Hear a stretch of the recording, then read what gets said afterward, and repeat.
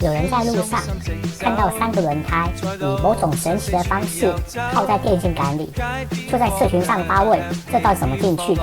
我们来看一下网友的神回复：用头发轻轻的拉就进去了，小孩都会。趁轮胎不注意的时候，大喊一声过去，轮胎就过去了，就这么简单。笑死我！来看一下还有什么好笑的。跟电线杆小时候放进去的，长大才会这样。在你放不进去的时候，别人早就放进去了。